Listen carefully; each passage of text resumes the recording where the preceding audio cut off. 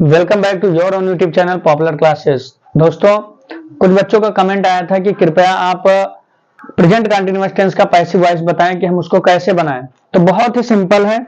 इसके लिए हम देखते हैं, सबसे पहले हमें क्या पढ़ना है, प्रेजेंट कंटीन्यूअस टेंस। ठीक है, इसका हमें कौन सा वॉइस पढ़ना है, पैसिव वॉइस। क्या पढ़ना है, पैसिव वॉइस। ठीक है, तो यानी एक्टिव वॉइस से हमको पैसिव वॉइस में बनाना होगा। किस चीज को, प्रेजेंट कंटीन्यूअस टेंस को। तो बिल्कुल सिंपल तरीका है। ठीक है, देखो, अगर आपने हमारे पहले एक्टिव वॉइस की वीडियो नहीं देखी है तो उसको एक बार अच्छे से देख लो, समझो। ठीक है, कि एक्टिव वॉइस होता है क्या है, पैसिव वॉइस क्या होता है, मैंने बिल्कुल डिटेल में उसको बताया। ठीक है, ये हमारे एक डियर स्टूडेंट का कमेंट था कि प्रेजेंट कंटीन्यूअस टेंस का हमको बताइए कि पैसिव वॉइस कैसे बनता है। तो देखिए, सबसे पहले स्ट्रक्चर देखते हैं एक्टिव वॉइस का। किसका, एक्टिव वॉइस का। सबसे पहले हम सब्जेक्ट लिखते हैं, उसके बाद सब्जेक्ट के अकॉर्डिंग इज, आई एम या आर का यूज करते हैं। उसके बाद वर्ब की फोर्थ फॉर्म, मतलब ये अपने पास से फोर्थ फॉर्म बोला जाता है। इसका मेन मतलब क्या होता है, वर्ब के फर्स्ट फॉर्म में आईएनजी। ठीक है, फोर्थ फॉर्म इजी होता है इसलिए बता दिया जाता है कि फोर्थ फॉर्म यानी आईएनजी वाली फॉर्म। उसके बाद अदर वर्ड।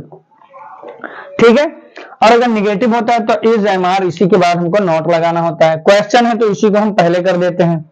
ठीक है, ये हमारा स्ट्रक्चर हुआ किसका, एक्टिव वॉइस का। ठीक है, अब अगर पैसिव वॉइस बनाना है तो बहुत ही सिंपल है। देखो, पैसिव वॉइस का सबसे पहले पहचान क्या होती है।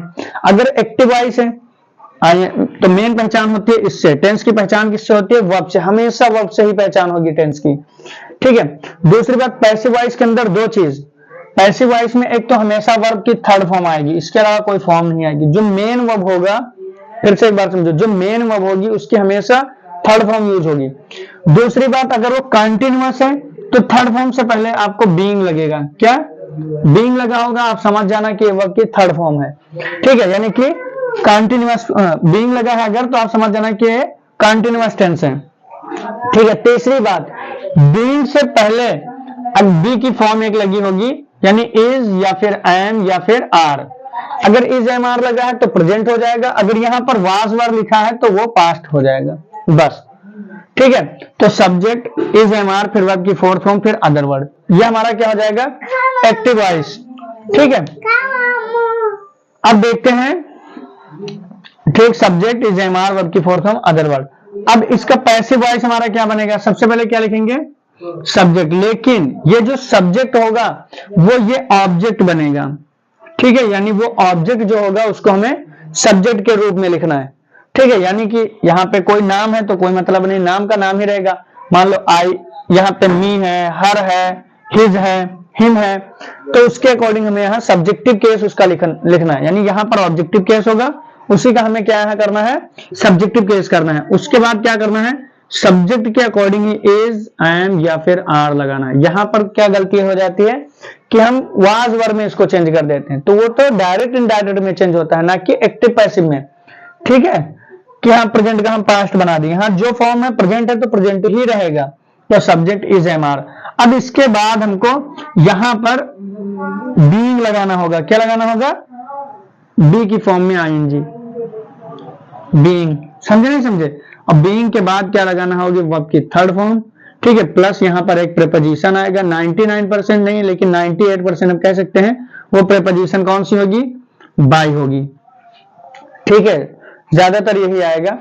ठीक है, उसके बाद यहां पर आपको ऑब्जेक्ट लिखना है।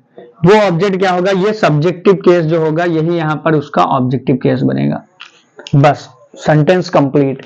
यानी सबसे पहले subject is, am, are, being आपको बढ़ा देना। अगर ये बीइंग नहीं होगा, इज, एम, आर के साथ होगा तो प्रेजेंट इंडेफिनिट माना जाएगा। ठीक है, एक एग्जांपल देखते हैं जिसे हमने लिखा, ही इज फ्लाइंग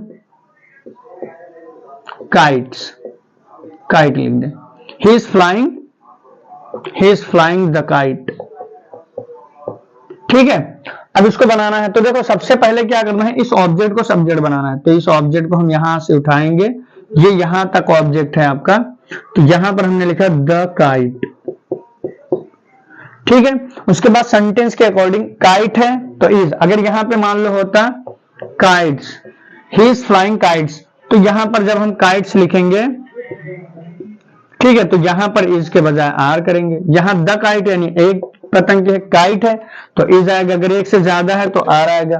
ठीक है, उसके बाद क्या लगाना है, बीइंग लगाना है, तो यहां पर हमने क्या लगा दिया, बाकी स्ट्रक्चर सेम इसी में, इसमें भी वही होगा, बीइंग लगा दिया। उसके बाद वर्ब की थर्ड फॉर्म, तो फ्लाई की थर्ड फॉर्म क्या होगी, फ्लॉन, फ्लाई, फ्लू, फ्लॉन।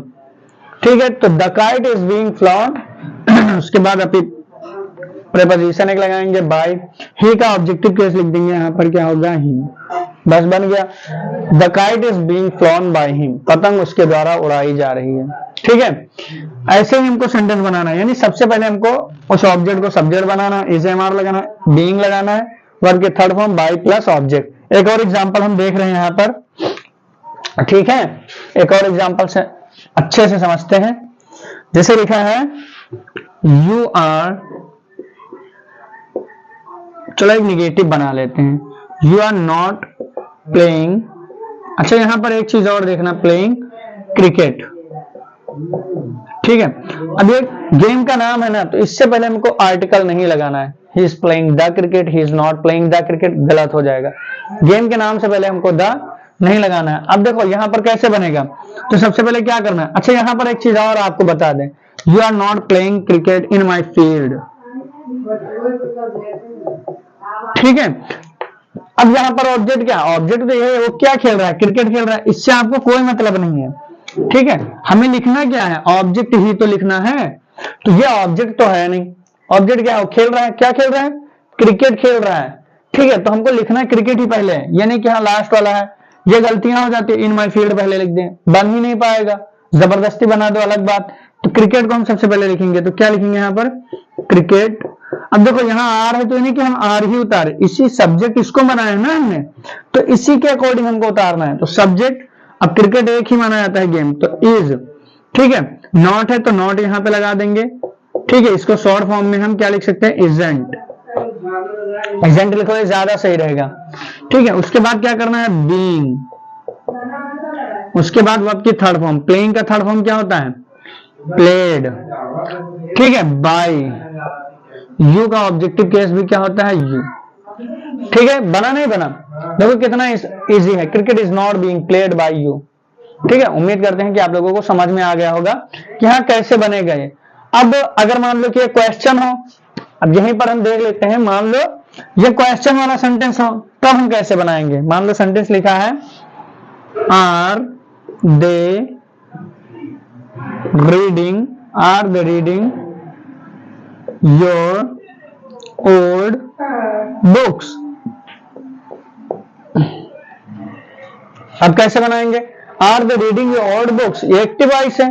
ठीक है, अब पैसिव जब बनेगा तो सबसे पहले देखो ये वर्ब है, रीडिंग का क्या पढ़ रहे हैं, किताब पढ़ रहे हैं, पुरानी किताब, तुम्हारी पुरानी किताब, तो ये पूरा का पूरा ऑब्जेक्ट माना जाएगा, यानी कि वो आपकी पुरानी किताबें पढ़ रहे हैं। तो सबसे पहले योर ओल्ड बुक्स है ना, लेकिन यहां पर स्टार्ट किससे है, इज एम आर से, तो हमको सब्जेक्ट के अकॉर्डिंग यहाँ आर लगा है, तो हमको इस सब्जेक्ट के अकॉर्डिंग लगाना है। ठीक है, अगर होता योर ओल्ड बुक तो बुक होता तो इज आता, बुक्स एक से ज्यादा है तो यहां क्या आएगा, आर।